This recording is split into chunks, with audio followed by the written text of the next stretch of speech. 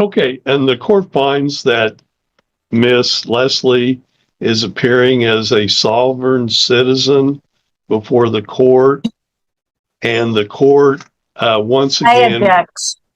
I object to any of that derogatory. It's very biased. I move for immediate dismissal on those grounds. And Court overrules the motion for dismissal of the case. 5 CR 250. Good afternoon, Miss Leslie. Miss Leslie, you're charged by way of information on or about May 21, 2025 in Butler County, Kansas, with interference with law enforcement, a Class A non-person misdemeanor. Count 2, same date and location, no proof of insurance, a Class B non-person misdemeanor.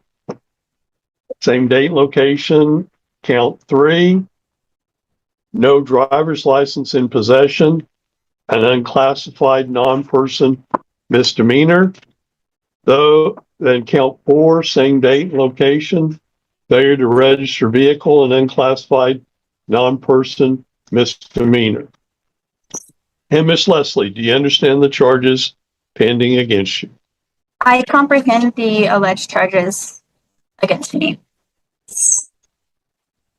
Thank you, Miss Leslie. Miss Leslie, you do have the right to counsel if you cannot afford an attorney.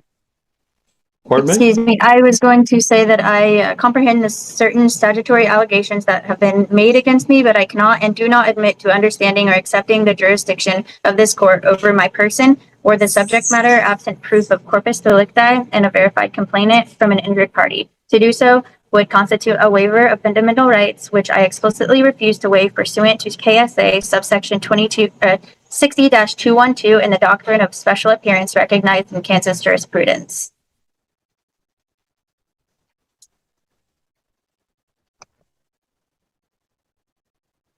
Okay. You do have the right to counsel if you cannot afford an attorney. One would be appointed to represent you. And Miss Leslie, are you currently employed? For the record, Your Honor, just to start from the beginning, I, Sydney Taylor Leslie, appearing specially and not generally in propria persona, sui juris, as a living woman and not as a legal fiction or corporate entity.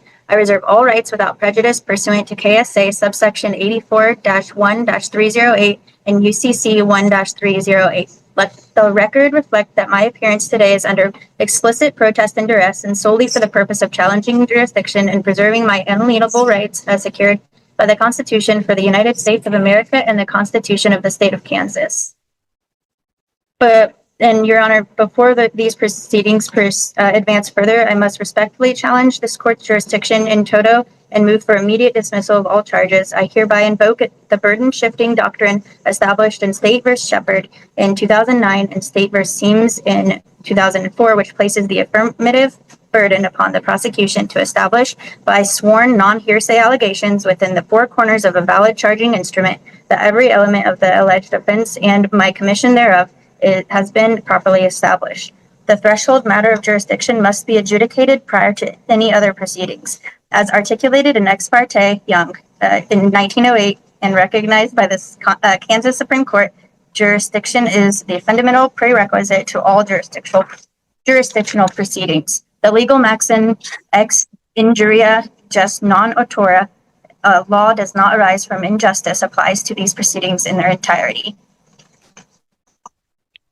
Okay, and the court finds that Miss Leslie is appearing as a sovereign citizen before the court, and the court once again. I object to any of that derogatory. It's very biased. I move for immediate dismissal on those grounds. And Court overrules the motion for dismissal of the case. Overrules dismissal of the case. And the court will find that Miss Leslie, that the court does find it has jurisdiction to proceed, and subsequently the court sets I object. You called me a sovereign citizen. I object. You called me a sovereign citizen. Yes, ma'am. That is prejudice and bias. No prejudice or bias is asserted Immediate as to dismissal of my yourself. case. However, the court, as opposed to trying to write down docket notes to that effect, is just recognizing what you are advising the court, that the court has no jurisdiction over you, and based on your statement made to the court. Subsequently, the court does find you've posted a $3,000 cash bond. $3,000 cash bond has been made. Court does accept the same. And the court does schedule this matter next before Judge Webster on Monday, August 11 at 9 a.m. You do need to participate by Zoom process at that point. Subsequently, the court finds that Miss Leslie has not requested court-appointed counsel. Court does not appoint counsel at this point. The court does find that she has posted bond in the amount of $3,000 cash, $3,000 cash bond, and the court has scheduled her next appearance date before Judge Webster on Monday, August 11, 2025 at 9 a.m. Any other matters to come before the court, Mr. Sweeney? No, Your Honor. And Miss Leslie?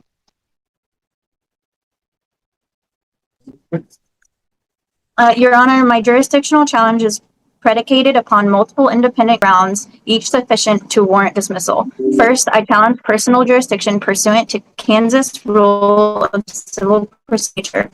I appear specially, not generally, and have not consented to this court's jurisdiction. The record before this court is devoid of evidence establishing proper jurisdiction over my person as a living woman rather than a legal fiction or corporate entity, as distinguished in Hale v. Hinkle in 1906, and recognized in Kansas jurisprudence. Second, I challenge subject matter jurisdiction pursuant to Kansas Rule of Civil Procedure 60-212, B1. No verified complainant from any injured party has been filed as required by KSA subsection 22-2301 in Butler County Local Rule 3.1. The perpetrated charges arise from actions of agents of the state acting under a color of law, not from a legitimate controversy between adversarial parties withstanding as required by Article 3 jurisprudential principles adopted by Kansas courts in State ex rel. Morrison versus Celebius. Third, I challenge territorial jurisdiction. The alleged incident occurred after I had ceased operating my conveyance and was exercising my unalienable right to travel, placing it outside the territorial jurisdiction of traffic enforcement under KSA subsection 8-244, which by its plain language applies only to licensees who have voluntarily entered the regulatory framework. Fourth, the prosecution cannot establish the corpus delicti of the alleged offenses. As held by the Kansas Supreme Court in State v. Stern in 2015, the corpus delicti rule serves as a safeguard against convictions based on false confessions or statements. One cannot interfere with a peace officer absent of officer's lawful execution of duties. Where the initial detention was unlawful, as it was here due to lack of probable cause, there can be no derivative crime or of interference. Fifth, the refusal to provide identification is not a crime in Kansas, absent specific statutory circumstances not present here today. This is in support by Brown v. Texas in 1979. The Supreme Court held that detaining a person solely to obtain identification violates the Fourth Amendment absent reasonable suspicion of criminal activity. The principle has been recognized and applied by Kansas courts. In one moment, please, while I gather another statement.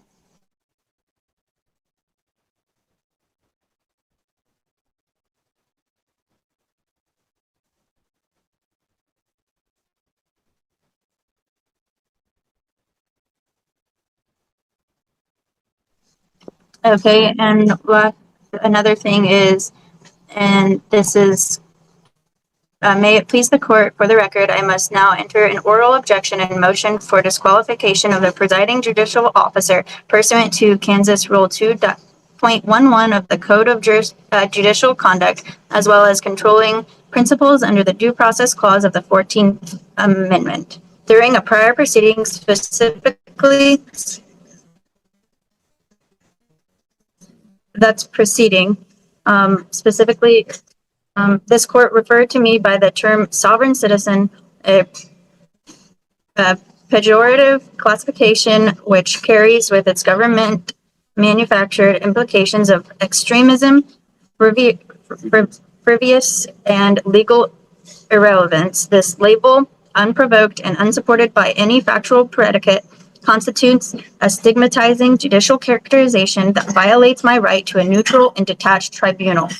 The use of that term demonstrates either a prejudiced bias or a judicial predisposition toward delegating the substance of my legal posture. As the Kansas Supreme Court has held, even the appearance of partially mandates recusal, and here the record reflects actual prejudice in open court.